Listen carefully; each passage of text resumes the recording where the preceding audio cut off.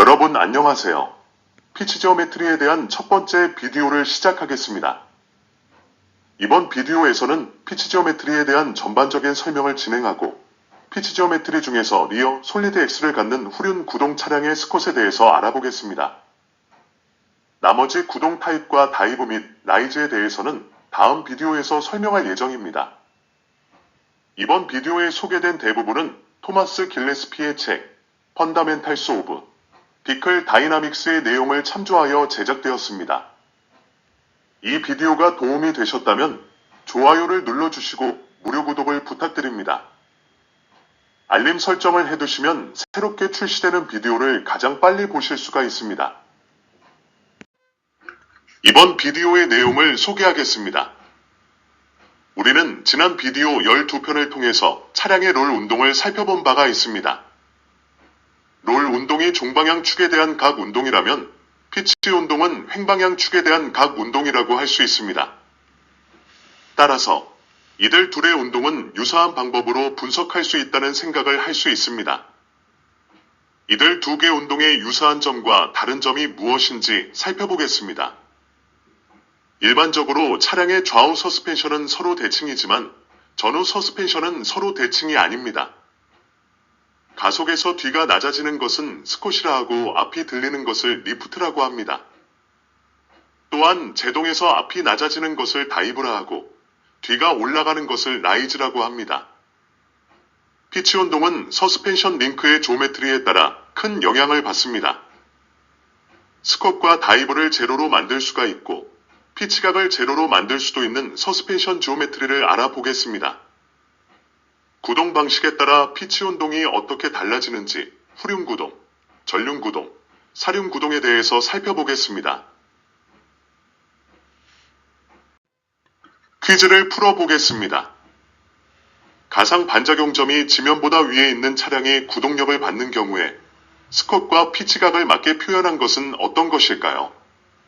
첫 번째, 스콧이 제로이면 피치각도 제로이다.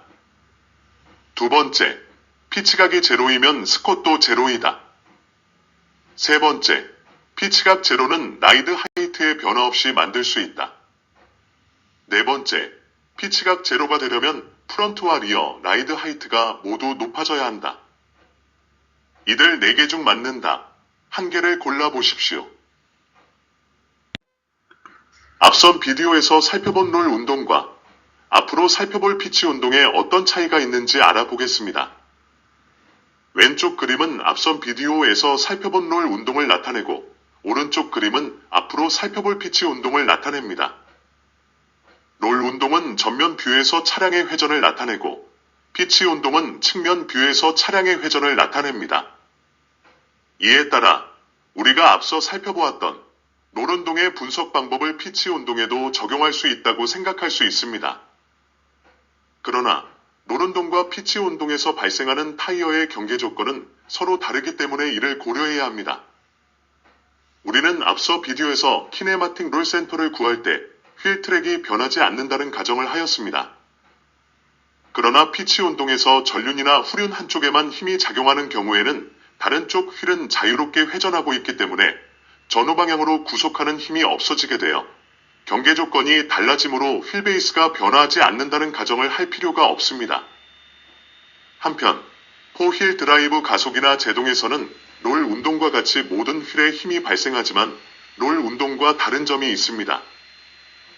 롤 운동에서 발생하는 타이어 횡방향의 힘은 서스펜션 지오메트리 및 강성과 무게중심 위치로 결정되지만 피치 운동에서 발생하는 타이어 종방향 힘은 할당된 구동력이나 일렉트로닉 브레이크 포스 디스트리뷰션에 의해서 크기가 결정됩니다. 따라서 사륜 구동이나 브레이크에 대해서는 전륜과 후륜의 구동력 비율 혹은 제동력 비율을 사용합니다. 가속이나 제동 시에 차량의 피치 모션이 발생하지 않도록 서스펜션 링크들을 배치하는 것을 안티피치 지오메트리라고 합니다. 피치 운동에서는 롤 운동과 달리 종방향에서 피치각에 따른 무게중심의 위치의 변동이 휠 베이스의 크기에 비해서 극히 작습니다. 따라서 롤 운동에서 무게중심의 횡방향 이동을 고려하였으나 피치 운동에서는 종방향의 무게중심 변동을 무시할 수 있습니다. 피치 운동에서 무게중심의 종방향 위치 이동은 크게 변하지 않지만 프런트와 리어의 라이드 하이트는 크게 변할 수 있습니다. 라이드 하이트 변화가 크면 서스펜션의 지오메트리도 큰 폭으로 변하고 캠버각과 캐스터각의 변화도 같이 커집니다. 또한 롤 운동에서는 언스프렁 질량의 영향을 고려하였으나 피치 운동에서는 언스프렁 질량을 고려하지 않습니다. 언스프렁 질량을 고려하면 계산식이 복잡해지기 때문입니다. 롤 운동에서는 롤 센터의 위치가 중량 전달 계산식에서 중요한 역할을 하였으나 피치 운동에서는 롤 센터 대신에 스윙 센터, 즉 가상 반작용점이 안티지오메트리 계산에서 중요한 역할을 합니다. 피치 운동에서도 가상 반작용점을 이용하여 롤 운동과 마찬가지로 서스펜션 링크를 통한 힘과 스프링을 통한 힘을 각각 계산할 수 있습니다. 일반적으로 차량의 서스펜션은 좌우가 대칭이고 전후는 비대칭으로 되어 있습니다. 물론 한쪽 방향으로 선의 주행을 해야 하는 레이싱카의 경우에는 서스펜션의 좌우를 비대칭으로 설계하는 경우도 있습니다. 그러나 대부분의 경우에는 좌우 서스펜션은 대칭으로 되어 있습니다. 롤 센터와 관련한 앞서의 비디오 시리즈 12편에서 롤 모션을 분석할 때 횡가 속도가 적은 경우에 서스펜션의 대칭성을 이용하여 롤 센터의 위치를 찾고 이로부터 횡하 중 전달량과 롤 스티어를 분석하였습니다. 그러나 큰 횡가 속도에서는 서스펜션의 좌우의 기하학적 링크 배치가 비대칭이 되어 대칭성을 이용한 롤 운동 분석이 불가하다는 것을 알았습니다. 피칭 모션을 분석할 때는 프런트와 리어 서스펜션의 대칭성을 고려할 필요가 없습니다.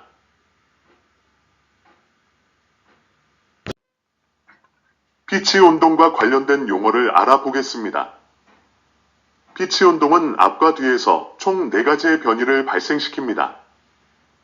후륜 구동 차량이 가속할 때 차량의 뒤쪽이 내려가는 현상을 스콧이라고 합니다.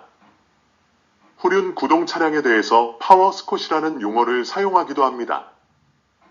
전륜 구동 차량이 가속할 때 차량의 앞쪽이 올라가는 것을 리프트라고 합니다. 사륜 구동 차량에서는 이 두 개가 합해져서 차량의 앞쪽이 올라가는 것을 리프트라 하고 차량의 뒤쪽이 내려가는 것을 스콧이라고 합니다. 브레이크 중에 발생하는 피치 운동에 대해서 앞쪽이 내려가는 것을 다이브라고 부르고 뒤쪽이 올라가는 것을 라이즈라고 합니다. 브레이크 중에 앞쪽이 내려가는 것에 대해서 브레이크 다이브라는 용어를 사용하기도 합니다. 스쿼트, 리프트, 다이브, 라이즈 등 모든 변이는 휠 센터를 지나는 수직선상에서 정의되는 물리량입니다. 뒤에서 설명을 하겠지만 스콧이 제로이지만 피치각은 제로가 아닐 수가 있고 다이브가 제로이지만 피치각은 제로가 아닐 수가 있습니다. 스콧에 대해서 알아보겠습니다. 스콧은 후륜 구동 차량이 가속하는 경우에 해당됩니다.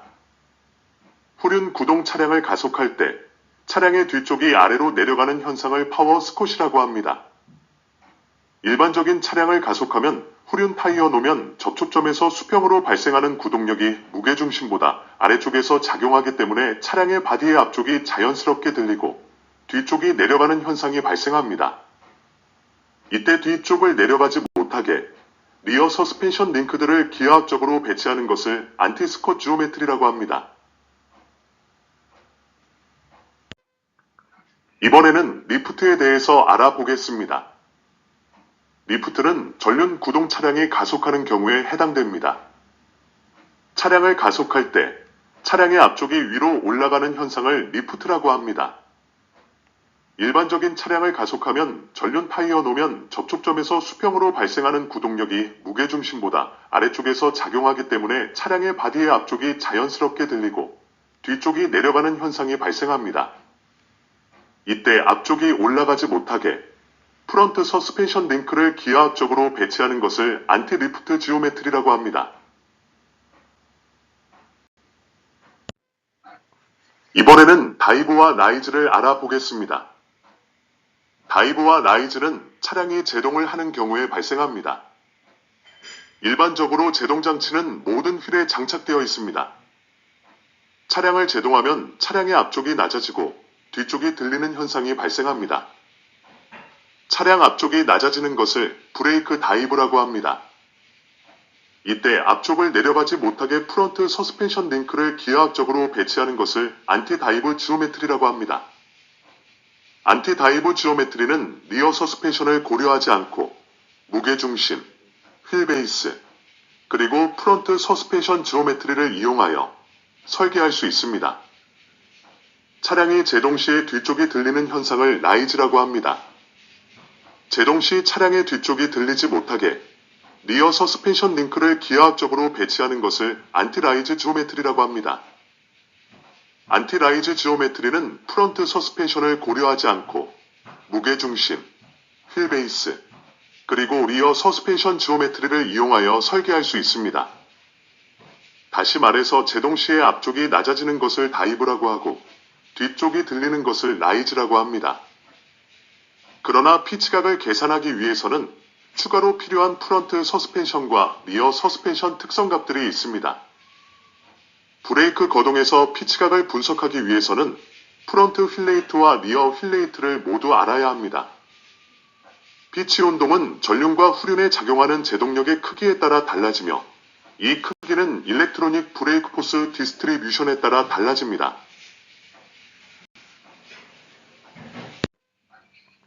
후륜 구동 차량이 가속할 때 스콧을 분석하는 방법에 대한 개요를 설명하겠습니다. 차량의 구동 방식에 따라 휠과 노면 접촉면에서 힘이 발생하는 휠의 위치가 결정됩니다.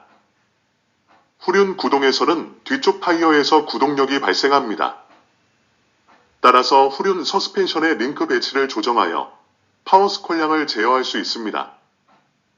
후륜 구동의 경우에는 프론트 서스펜션 링크를 고려하지 않고 리어 서스펜션 링크만으로 파워 스콜량을 제어할 수 있습니다. 피치각을 분석할 때는 프론트와 리어의 휠레이트를 알아야 합니다. 후륜 구동축 설치 방식에 따라 피치 운동의 분석 방법이 달라집니다. 후륜 구동 디퍼렌셜이 스프렁 질량에 장착되어 있는 독립평가에서는 엔진에서 발생하는 구동 토크가 타이어 노면 접촉면을 통해서 서스펜션 링크들에게 전달되고 구동 토크 발력이 추가로 발생합니다. 이때 발생하는 구동 토크 발력의 크기는 타이어 노면 접촉면에 발생하는 구동력의 휠 반경을 곱한 값과 같습니다. 그러나 솔리드 엑셀에서 구동 토크는 차동 장치를 휠에 연결하는 내부 샤프트를 통해 전달되므로 엑셀 케이스와 서스펜션 링크들은 구동 토크 발력의 영향을 받지 않습니다. 이 경우에 타이어에서 발생하는 구동력은 서스펜션 링크들을 통해서 스프렁 질량에 전달되므로 서스펜션 링크들은 타이어에서 발생하는 구동력의 영향만을 받습니다. 제동력을 분석할 때도 유사한 이론이 적용됩니다. 대부분의 차에서 제동장치는 언스프렁 질량으로 각 휠에 장착되어 있습니다. 이 경우에 타이어에서 발생한 제동력은 서스펜션 링크들에게 작용되고 이 밖에 다른 제동 발력이 발생하지는 않습니다. 아주 드물게 제동장치가 독립형과 서스펜션에서 인보드 타입으로 스프렁 질량에 장착되는 경우가 있습니다. 이 경우에는 제동 토크가 발생하고 이에 더하여 제동 토크 발력이 추가로 서스펜션 링크들에 작용하므로 피치 운동을 분석할 때 이들의 영향을 모두 고려해야 합니다.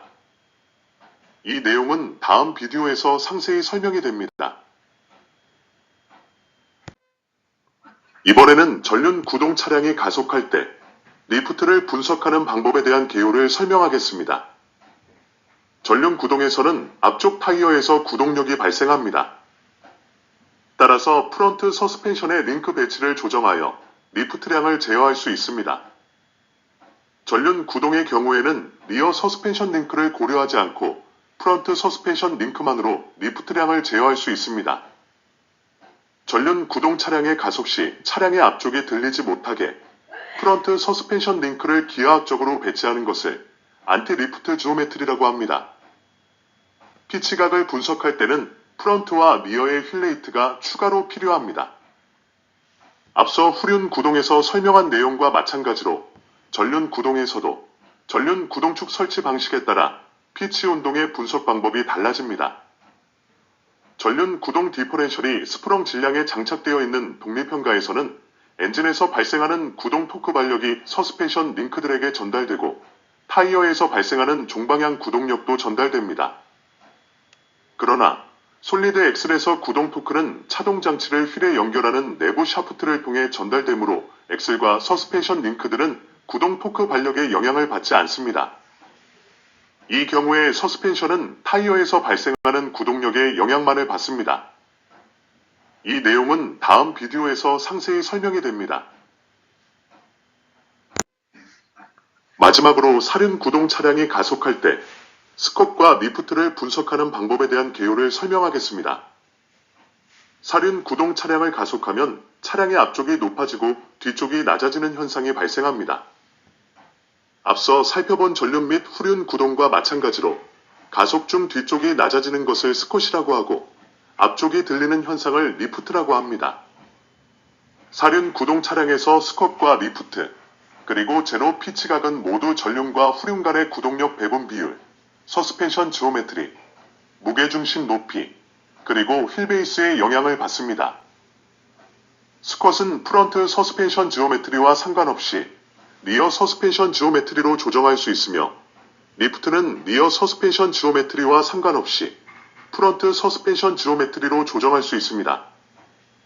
그러나 피치각을 계산하기 위해서는 추가로 필요한 프런트 서스펜션과 리어 서스펜션 특성값들이 있습니다. 사륜구동 가속에서 발생하는 피치각을 분석하기 위해서는 프런트 휠레이트와 리어 휠레이트를 모두 알아야 합니다. 앞에서 설명한 솔리드 엑셀과 독립형 가장치에 관한 내용도 설명했던 그대로 적용됩니다. 이번 비디오에서는 모든 구동 타입의 기본이 되는 후륜 구동 차량의 스콧에 대해서 살펴보고 나머지 구동 타입에 대해서는 후속 비디오에서 설명하겠습니다. 피칭 운동과 관련해서 더블 위시본 서스펜션의 키네마틱스를 알아보겠습니다. 그림에서 어퍼암의 점 1, 점 2는 스프렁 질량에 장착이 되어 있고 점 3은 언스프렁 질량인 너클 앤 허브 어셈블리에 붙어 있습니다. 마찬가지로 로암의 점 4, 점 5는 스프렁 질량에 장착이 되어 있고 점 6은 언스프렁 질량인 너클 앤 허브 어셈블리에 붙어 있습니다. 바디에 대해서 휠이 상대 운동을 하면 점 3은 점 1과 점 2를 잇는 선의 직각으로 움직이고 점 6은 점 4와 점 5를 잇는 선에 대해서 직각으로 움직입니다. 점 1, 점 2, 그리고 점 3의 세 점을 포함하는 평면이 해당 휠 센터를 포함하는 수직 종단면과 만나는 선을 찾고 다음에 점 4, 점 5, 그리고 점 6의 세 점을 포함하는 평면이 해당 휠 센터를 포함하는 수직 종단면과 만나는 선을 찾습니다. 이들 두 개의 직선이 만나는 점이 SF이고 기구학적인 관점에서 보면 스프렁 질량에 대한 전륜 휠의 순간 중심 혹은 전륜 휠에 대한 스프렁 질량의 순간 중심입니다. 이렇게 구한 점 SF를 프런트 서스펜션의 버추얼 리액션 포인트라고 합니다. 리어 서스펜션에서도 같은 방법으로 분석을 하면 리어 어퍼암과 로어암을 공유하는 리어 휠의 버추얼 리액션 포인트 SR을 그림과 같이 구할 수 있습니다. 휠의 인스턴트 센터를 찾기 위한 지오메트리를 자세히 살펴보겠습니다. 앞서 구한 프런트 휠의 바디에 대한 인스턴트 센터는 SF이고 리어 휠의 인스턴트 센터는 SR입니다. 차량 전체의 무게중심, CG를 통과하는 수직선을 그립니다. 다음에 프런트 휠의 노면 접촉 중심점 A에서 순간 중심, SF를 통과하는 선을 그립니다. 점 A는 프런트 휠의 한 점이므로 점 A와 인스턴트 센터 SF를 통과하는 선상에 있는 모든 힘들은 프런트 휠의 회전을 발생시킬 수 없습니다. 차량 전체 무게중심, CG를 통과하는 수직선과 점 A와 인스턴트 센터, SF를 잇는 직선이 만나는 점을 소문자 F라고 하겠습니다. 이어서 리어 휠의 노면 접촉 중심점 B에서 순간 중심 SR을 통과하는 선을 그립니다. 점 B는 휠의 한 점이므로 점 B와 인스턴트 센터, SR을 통과하는 선상에 있는 모든 힘들은 리어 휠의 회전을 발생시킬 수 없습니다. 차량 전체 무게중심, CG를 통과하는 수직선과 점 B와 인스턴트 센터 SR을 잇는 직선이 만나는 점을 소문자 R이라고 하겠습니다.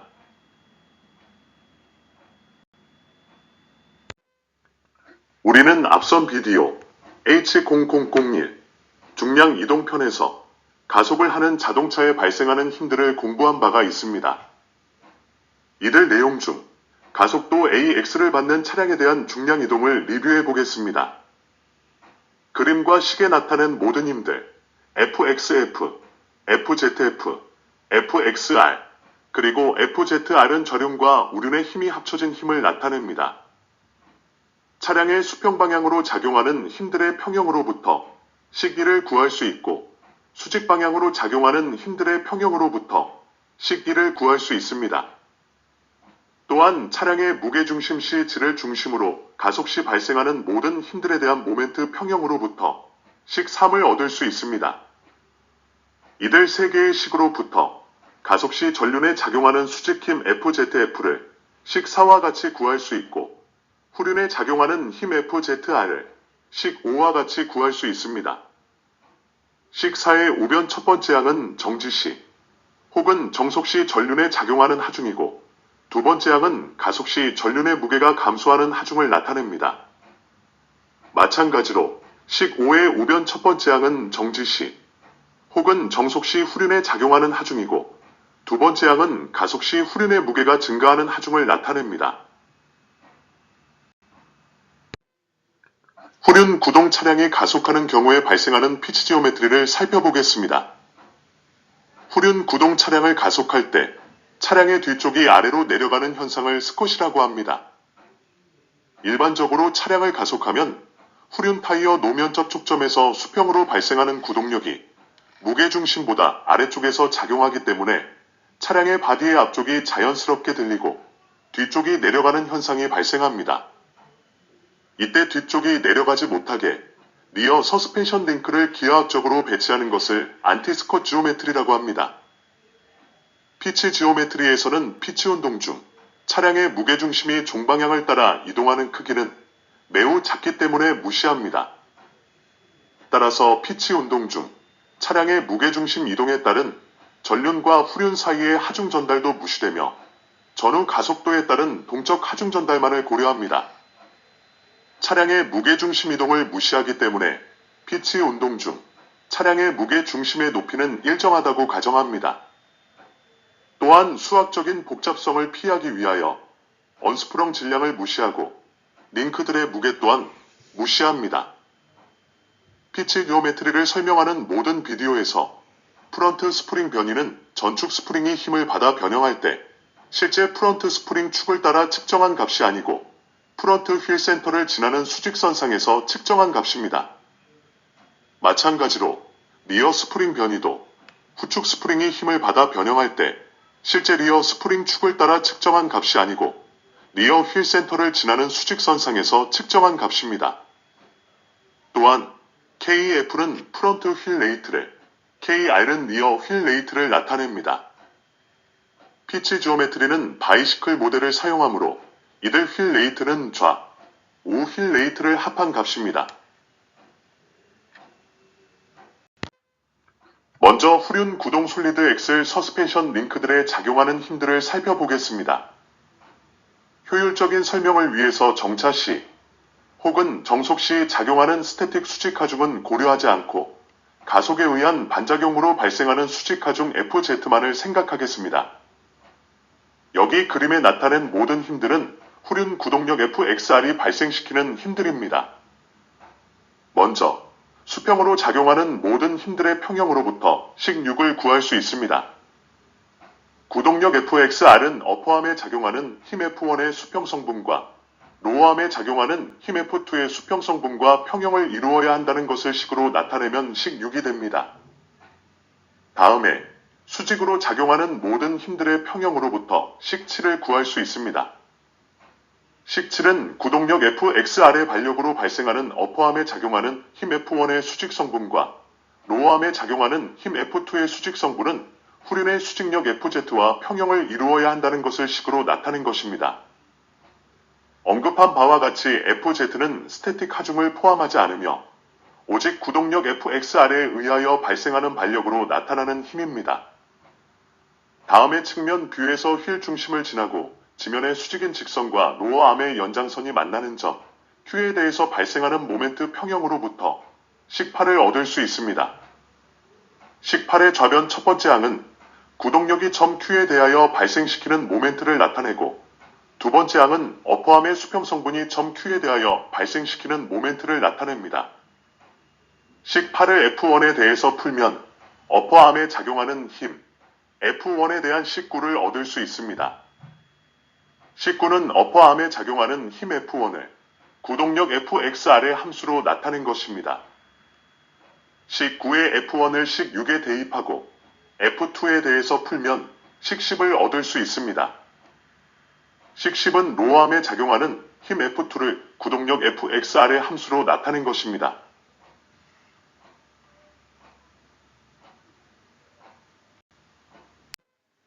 계속해서 등가 트레일링암의 개념에 대해서 살펴보겠습니다. 위시본 서스펜션 링크들을 비롯한 모든 서스펜션 링크들은 피칭 운동 중 어느 한순간에 대해서 버추얼 리액션 포인트를 이용하여 등가 트레일링암으로 대체할 수 있습니다. 앞서 구한 바 있는 어퍼암에 작용하는 힘 F1을 나타내는 식9와 로어암에 작용하는 힘 F2를 나타내는 식10을 식7에 대입하고 수직력 FZ에 대해서 풀면 식11을 얻을 수 있고, 이를 다시 정리하면 식11을 얻을 수 있습니다. 한편 서스펜션 암들의 기하학적 배치로부터 수평면에 대한 어퍼암의 설치가 세타1의 탄젠트 값을 식13과 같이 구할 수 있고, 수평면에 대한 로어암의 설치가 세타2의 탄젠트 값을 식14와 같이 구할 수 있습니다. 이같이 구한 식13과 식14를 식12에 대입하면 식15를 얻을 수 있습니다. 식15로부터 구동력 FXR에 대한 수직력 FZ의 비율은 타이어 노면 접촉점 B와 리어 서스펜션의 가상 반작용점 SR의 수평 성분 D에 대한 수직 성분 E의 비율과 같다는 것을 나타내주고 있습니다. 이와 같은 사실은 후륜 구동 솔리드 X에 연결된 어퍼암과 로어암은 똑같은 가상 반작용점을 갖고 솔리드 X의 강체로 연결된 한 개의 트레일링 암으로 대체할 수 있다는 것을 말해주고 있습니다. 식11에 나타낸 바와 같이 힘 FZ는 구동력 FXR이 후륜에 작용했을 때 모든 링크들에 작용하는 힘들의 수직 성분들의 합력에 대한 지면 반력입니다. 그림에 나타낸 바와 같이 리어 솔리드 X에서 가상 반작용점이 후륜보다 앞에 있고 지면보다 위쪽에 있다면 힘 FZ는 스프렁 무게의 일부를 지탱하는 역할을 하는 제킹 포스라고 할 수 있습니다. 힘 FZ는 구동력이 큰 경우에 스프렁 무게를 지지하여 라이드 하이트가 지나치게 낮아지는 것을 방지해줍니다. 이번에는 후륜 구동 솔리드 X의 구동력이 발생할 경우에 나타나는 전체 힘을 살펴보겠습니다. 좌측 그림은 이들 전체의 힘들을 나타냅니다. 여기서 WRS는 후륜에 작용하는 정적 하중을 나타냅니다. G는 중력 가속도를, AX는 종방향 가속도를 나타냅니다. 델타 WR은 가감속 시 리어 서스펜션 스프링 하중의 변동량을 나타냅니다. FZR은 후륜 전체 수직 하중을 나타냅니다.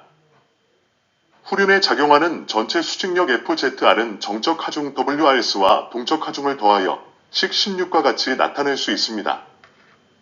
식16의 오른편 두 번째 항은 후륜에 작용하는 동적 수직 하중을 나타냅니다.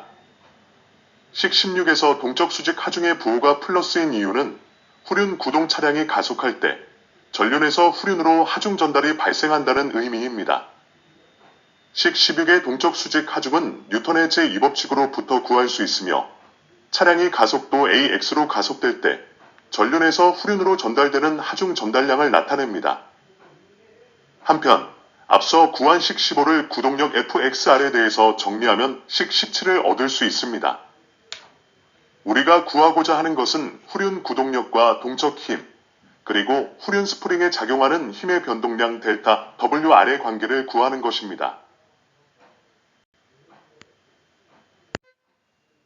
후륜 구동 솔리드 X를 갖는 차량에 대한 리어 휠센터 기준 스프링 수직 변이를 구해보겠습니다. 이를 위해서 앞서 언급한 후륜 구동력 FXR과 동적 힘, 그리고 후륜 스프링에 작용하는 힘의 변동량 델타 WR의 관계를 구할 필요가 있습니다. 점 SR에 대하여 모멘트를 계산하면 식 18을 얻을 수 있습니다. 식 18을 스프링에 작용하는 힘, 델타 WR에 대하여 정리하면 식 19를 얻을 수 있습니다. 한편 스프링 하중의 변동력 델타 WR은 리어 휠레이트 KR과 리어 휠센터 기준 리어 스프링 수직 변이 델타 R을 사용하여 식 20과 같이 나타낼 수 있습니다. 식 20에서 KR은 리어 휠레이트를 나타내고 델타 R은 리어 휠센터 기준 스프링 수직 변이를 나타냅니다. 식 20의 WHGLAX는 가속도가 AX일 때 동적 하중을 나타내고 FXRED는 서스펜션 링크에 작용하는 힘의 수직성분으로 제킹 포스를 나타내며 KR 델타 R은 리어 스프링 힘을 나타냅니다. 전륜에는 구동력이 작용하지 않기 때문에 힘 FXRED는 차량 전체의 제킹 포스를 나타냅니다. 식 20으로부터 스프링 하중의 변동력 델타 WR은 동적 하중 WHGLAX와 제킹 포스 FXRED의 차이 값이라는 것을 알 수 있습니다. 계속해서 후륜구동 솔리드엑셀 차량에서 스컷이 제로가 되는 조건을 구해보겠습니다. 후륜 구동 차량에서 구동력이 작용할 때 리어 서스펜션의 스프링의 동적 하중이 작용하지 않으면 스컷은 제로가 됩니다. 또한 전륜과 후륜의 스프링 변이를 구하면 후륜 구동 솔리드 엑셀에서 구동력이 발생할 때 피치값을 제로로 만드는 조건을 구할 수 있습니다. 후륜의 스프링 변이는 식 20으로 구하였으며 전륜의 휠 센터 기준 스프링 수직 변이도 앞서 구한 전륜 스프링 하중의 변동량 델타 WF를 사용하여 식 21로부터 구할 수 있습니다. 식 21에서 KF는 프런트 휠레이트를 나타내며 델타 F는 프런트 휠 센터 기준 스프링 수직 변이를 나타냅니다.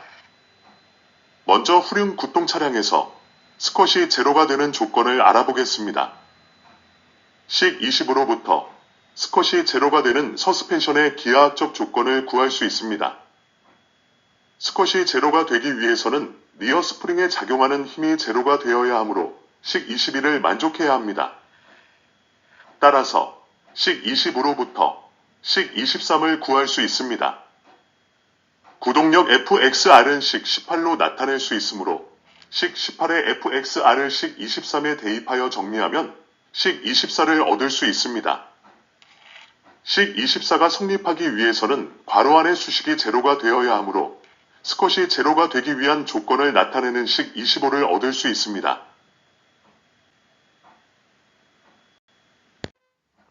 후륜 구동 솔리드 X의 경우에 스컷을 제로로 만들기 위해서 어떠한 지오메트리가 필요한지 알아보겠습니다. 앞서 구한 식 25로 나타낸 조건으로부터 스컷을 제로로 만들기 위한 지오메트리를 여기 그림과 같이 나타낼 수 있습니다. 점 G는 무게 중심 C를 포함하고 지면과 평행한 수평선이 전륜 타이어 노면 접촉점을 지나는 수직선과 만나는 점입니다. 피치 기오메트리는 바이시클 모델을 기준으로 분석됩니다. 좌우 휠에 작용하는 힘들은 차량의 중앙 종단면에서 하나의 힘으로 합쳐집니다. 차량의 무게중심은 차량 중앙 종단면에 있다고 가정합니다. 검은색 경사선은 후륜 타이어 노면 접촉점 B와 점 G를 잇는 직선입니다. 점 B와 점 G 사이의 경사진 직선상에 가상 반작용점 SR이 존재한다면 삼각형의 닮은 꼴의 성질에 따라 L에 대한 H의 비율은 D에 대한 E의 비율과 항상 같은 값을 갖게 되므로 식 25를 만족합니다. 따라서 리어 서스펜션의 가상 반작용점 SR이 여기에 나타낸 검은색 직선상의 어느 곳에 존재한다면 이 차량은 가속 시 스컷이 발생하지 않습니다. 가속 시 스컷이 발생하지 않는다는 것이 피치각이 제로라는 것은 아닙니다. 스컷과 피치각의 관계를 살펴보겠습니다. 후륜 구동 솔리드 X에서 구동력이 작용하여 스컷이 제로가 되었을 때 스컷과 피치각의 관계를 알아보겠습니다. 설명의 편의를 위하여 프런트 서스펜션 휠레이트와 리어 서스펜션 휠레이트가 같다고 가정하겠습니다. 이들 휠레이트가 서로 다른 경우는 뒤에 수식을 유도하면서 설명하겠습니다. 스컷이 제로라는 것은 리어 스프링 변이가 제로라는 의미이고 리어 라이드 하이트가 변하지 않았다는 것을 의미합니다. 그러나 그림의 오렌지색 선으로 나타낸 바와 같이 리어 스프링 변이는 제로라고 하더라도 프런트 스프링 변이는 제로가 아니고 프런트의 라이드 하이트는 증가하였습니다. 피치각을 제로로 만들기 위해서는 리어 라이드 하이트를 프런트 수준으로 증가시켜 회색으로 나타낸 선의 수준으로 높여야 합니다. 리어 라이드 하이트를 프런트 수준으로 증가시키려면 가상 반작용점 SR을 높여야 합니다. 가상 반작용점 SR을 높이면 제킹 포스가 증가하여 서스펜션 링크들이 수직 동화중을 지지하는 힘이 커지게 됩니다. 반면에 스프링을 통하여 지지되는 수직 동화중은 그만큼 작아집니다. 가상 반작용점 SR 높이, 이가 점 B와 점 G를 잇는 직선상에 존재한다면 스프링의 수직 동화중이 작용하지 않고 모든 수직 동화중 전달은 링크들을 통해서 이루어집니다. 스프링의 수직 동화중이 작용하지 않으므로 스컷이 제로가 됩니다. 그러나 여전히 프런트 라이드 하이트가 리어 라이드 하이트보다 높으므로 피치각은 제로가 아닙니다. 후륜 구동의 경우에 가상 반작용점 SR 높이, 이가 점 B와 점 G를 잇는 직선보다 위쪽에 존재한다면 가속에서 스프링에 작용하는 힘이 정상 상태에서 스프링에 작용하는 힘보다 작아지므로 스프링에 작용하는 힘은 스프링을 인장시키는 수직 상방향으로 작용하며 프런트 라이드 하이트가 변하지 않은 상태로 리어 라이드 하이트가 증가하게 됩니다. 가상 반작용점 SR이 높아질수록 스프링을 인장시키려는 힘이 커지고 리어 라이드 하이트가 증가합니다. 스프링을 인장시키려는 힘이 커지는 만큼 후륜 서스펜션 링크들을 통한 수직 동화중 전달량은 커집니다. 이와 같은 사실을 이용하면 피치각이 제로가 되도록 스프렁 질량의 뒤쪽을 들어 올릴 수 있는 가상 반작용점 위치를 찾을 수 있습니다. 이와 같은 사실을 기억하고 피치각을 살펴보겠습니다. 후륜 구동 솔리드 X를 갖는 차량이 가속될 때 피치각을 구해보겠습니다. 전륜과 후륜의 스프링 변이를 구하면 후륜 구동 솔리드 X에서 구동력이 발생할 때의 피치각을 구할 수 있습니다. 리어 서스펜션에 대해서 후륜의 스프링 변이는 식 20으로 구한 바가 있었으며 프런트 서스펜션에 대해서 전륜의 스프링 변이도 앞서 구한 전륜 스프링 하중의 변동량 델타 WF를 사용하여 식 21로부터 구할 수 있었습니다. 식 21에서 KF는 프런트 휠레이트를 나타내며 델타 F는 프런트 휠 센터를 지나는 수직선을 따라 측정한 스프링 수직 변이를 나타냅니다. 피치각 파이 P가 작을 때는 탄젠트 파이 P는 파이 P와 같다는 근사식을 사용할 수 있습니다. 이때 파이 P는 라디안 단위입니다. 식 20을 리어 스프링 변이 델타 R에 대해서 정리하고 식 21을 프런트 스프링 변이 델타 F에 대해서 정리한 다음 이들 두 변이 값들을 식 26에 대입하면 후륜 구동 솔리드 X에서 구동력이 작용할 때 피치각 파이 P를 식 26과 같이 구할 수 있습니다. 식 26을 다시 정리하면 피치각 파이 P를 식 27과 같이 나타낼 수 있습니다. 식 27로 나타낸 피치각 파이 P는 우리가 예상한 바와 같이 가속도와 질량, 그리고 프런트와 리어 휠레이트와 서스펜션 링크가 갖는 지오메트리의 함수로 나타낼 수 있다는 것을 알려주고 있습니다. 계속해서 후륜 구동 솔리드 X를 갖는 차량이 가속될 때 피치각이 제로가 되는 조건을 구해보겠습니다. 앞서 구한 피치각 파이 P의 식 27에서 구동력이 작용하여 가속도 AX가 제로가 아닐 경우 피치각 파이 P가 제로가 되는 조건은 식 27의 괄호 안의 항목들의 합이 제로가 되는 것입니다. 따라서 식 27로부터 제로 피치각의 조건을 구하면 식 28과 같이 나타낼 수 있습니다. 식 28을 D분의 2에 대해서 정리하면 식 29를 얻을 수 있습니다. 식 29의 오른편 첫 번째 항은 앞서 구한 식 25의 안티스콧의 조건을 나타냅니다. 앞서 설명한 바와 같이 일반적인 서스펜션 지오메트리에서 스컷이 제로가 되는 조건이 피치각도 제로가 된다는 조건은 아닙니다. 식 29의 오른편 두 번째 항은 프런트 서스펜션 휠레이트와 리어 서스펜션 휠레이트의 차이가 크지 않다면 피치각이 제로가 되기 위해서는 스컷이 제로인 조건에서 무게 중심의 높이가 절반 가까이 낮아지든지 아니면 D분의 2 값이 2배 가까이 커지든지 해야 한다는 것을 설명해주고 있습니다. 식 29로부터 프런트 휠레이트가 리어 휠레이트 대비 상당히 큰 값을 갖는다면 식 29의 두 번째 항을 무시할 수 있으므로 스컷 제로와 피치각 제로의 조건은 똑같다는 것을 알 수 있습니다. 식 29에서 프런트 서스펜션 휠레이트와 리어 서스펜션 휠레이트가 서로 같다면 제로 피치각의 조건을 식 30과 같이 나타낼 수 있습니다. 이상 설명한 내용을 그림으로 확인해 보겠습니다. 후륜구동 솔리드 엑셀의 경우에 피치각을 제로로 만들기 위해서 어떠한 지오메트리가 필요한지 그림으로 알아보겠습니다. 앞서 구한 식 29로 나타낸 조건으로부터 피치각을 제로로 만들기 위한 지오메트리를 여기 그림과 같이 나타낼 수 있습니다. 설명을 효율적으로 하기 위하여 프런트 휠레이트 KF와 리어 휠레이트 KR이 서로 같다고 가정한 식 30을 이용하여 설명을 하겠습니다. 그림에서 점 P는 무게 중심 CG의 2배의 높이에 있는 점 Q를 포함하고 지면과 평행한 수평선이 전륜 타이어 노면 접촉점 A를 지나는 수직선과 만나는 점입니다. 식 30을 만족시키기 위해서는 휠 베이스에 대한 2배의 무게중심의 높이의 비율이 D에 대한 2의 비율과 같아야 합니다. 이 조건에 맞는 선을 그림에서 검은색 직선으로 나타낼 수 있습니다. 검은색 경사선은 후륜 타이어 노면 접촉점 B와 점 P를 잇는 직선입니다. 점 B와 점 P 사이의 경사진 직선상에 가상 반작용점 SR이 존재한다면 삼각형의 닮은 꼴의 성질에 따라 L에 대한 EH의 비율은 D에 대한 E의 비율과 항상 같은 값을 갖게 되므로 식 30을 만족합니다.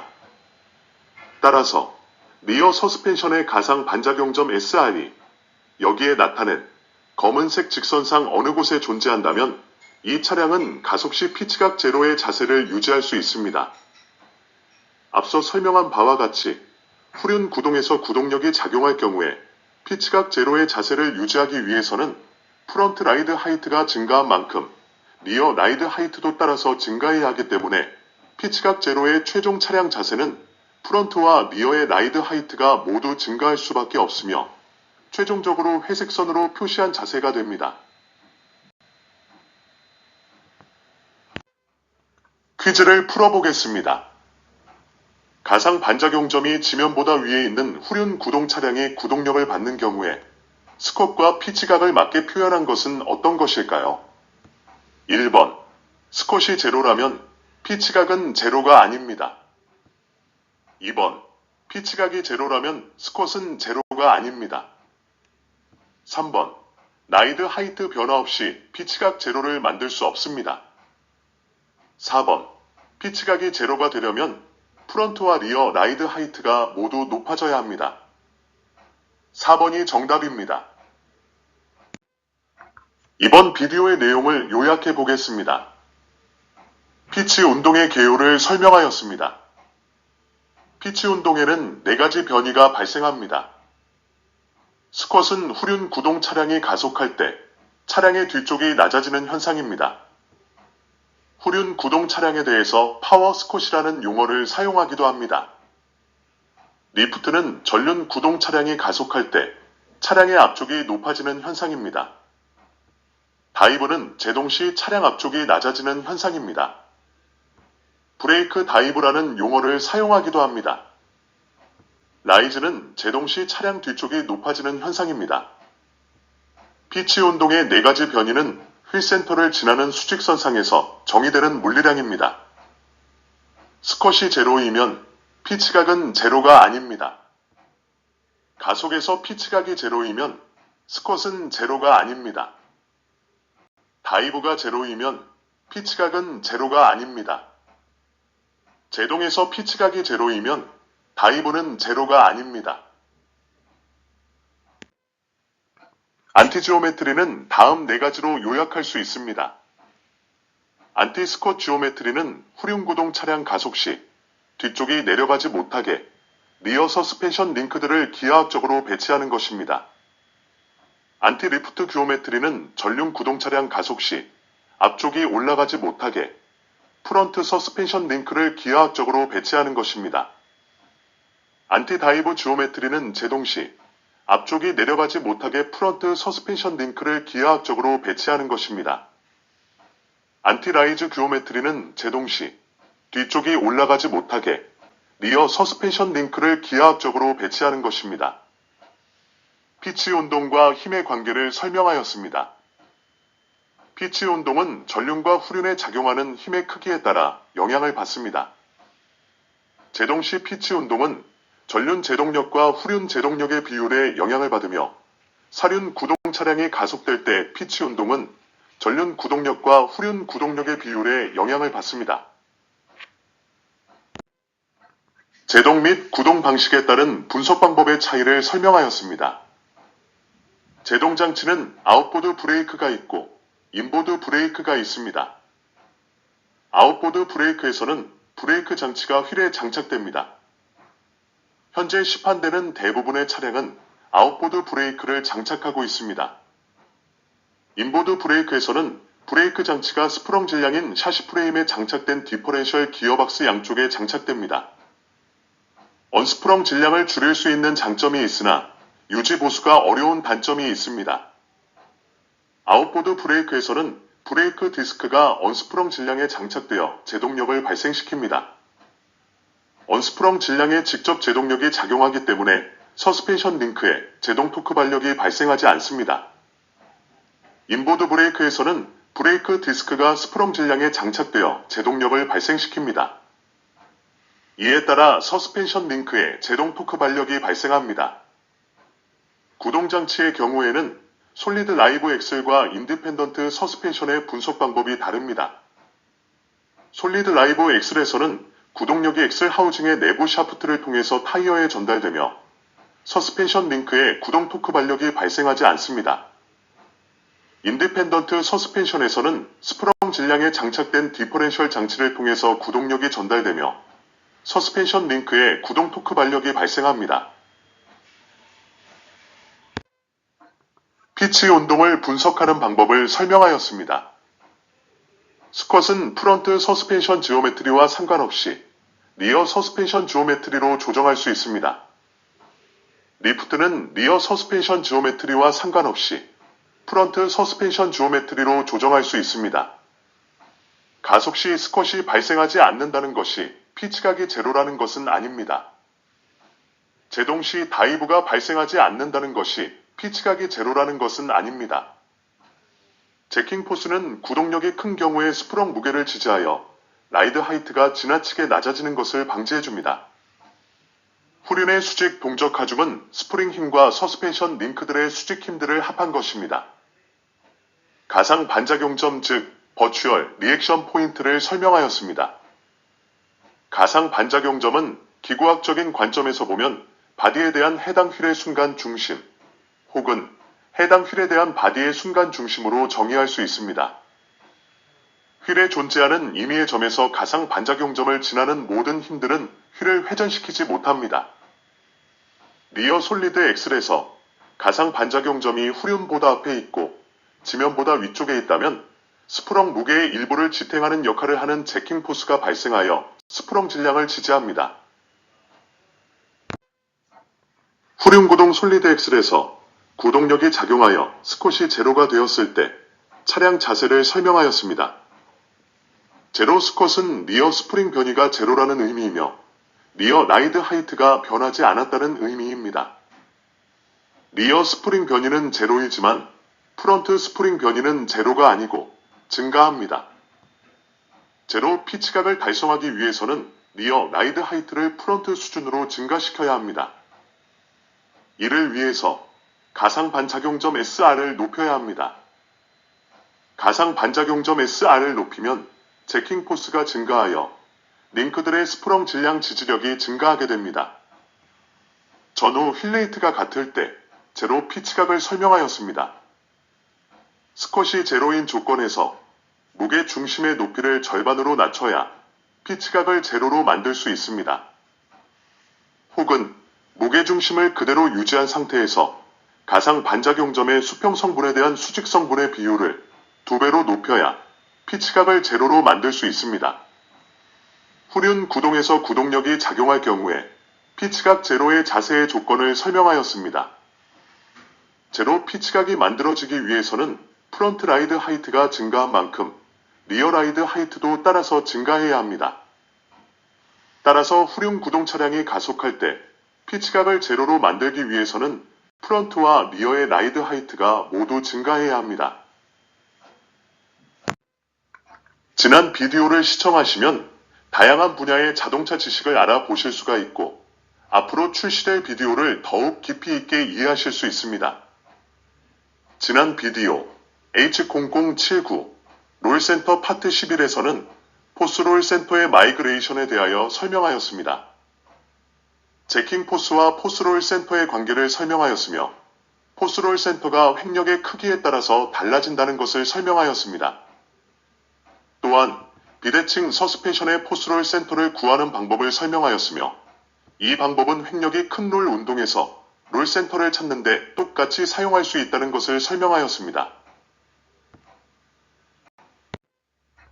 최근 비디오 H0080 롤센터 파트 12에서는 하중 전달 분포의 크기와 전달 시간에 대하여 설명하였습니다.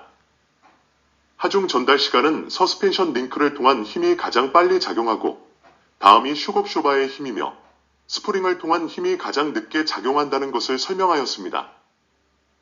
또한 이들 힘들의 전달 시간의 차이가 실제 운전에서 어떻게 나타나는지를 트랜지언트 터닝의 경우에 대하여 상세히 설명하였습니다. 다음 비디오는 다이브와 스컷 파트 2로서 전륜 구동 차량의 리프트와 스컷을 설명할 예정입니다. 도움이 되셨다면 좋아요를 눌러주시고 무료 구독을 부탁드립니다. 알림 설정을 해두시면 새롭게 출시되는 비디오를 가장 빨리 보실 수가 있습니다. 여러분 다음에 다시 만나요. 안녕히 계세요.